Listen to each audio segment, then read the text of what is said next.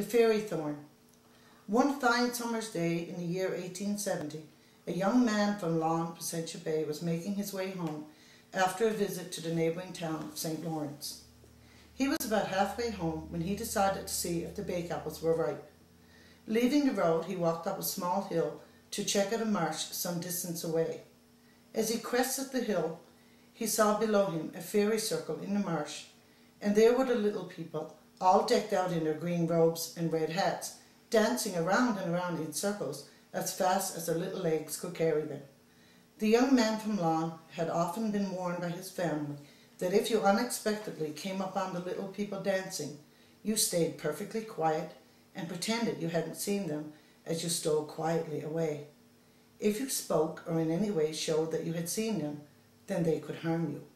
However, the unexpected sight of the dancers drove the words of warning from the young man's mind, and he clapped his hands and yelled, "Well done!" It was a great mistake, as he soon found to his sorrow. At the sound of his voice, the dancing stopped, and all the little people glared at him angrily. Then an old one, who seemed to be the leader, took something from the pocket of his green robe and threw it at the gaping stranger. He felt a sudden jab of pain in his knee and looked down to see what had caused it, but saw nothing. When he lifted his eyes, all the little people had disappeared. His knee began to ache and throb, and he started to make his way back to the road. He made it home, but his knee swelled up and the pain was almost unbearable. He didn't tell his family about this encounter with the little people because he had forgotten their warning and made his presence known. The knee became so swollen and sore that he went to see a doctor at St. Pierre, but the doctor could find nothing to cause the swelling, and none of the medicine he gave did anything to reduce the young man's discomfort.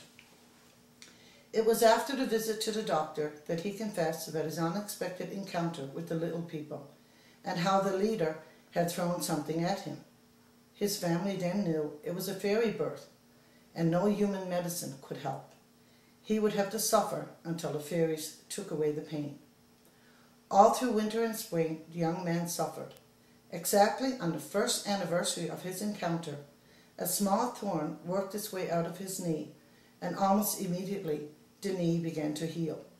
Needless to say, the young man now had a healthy respect for the little people, and whenever their existence was questioned, the fairy thorn was produced as proof of what they could do to humans who broke the strict code of conduct with the fairies.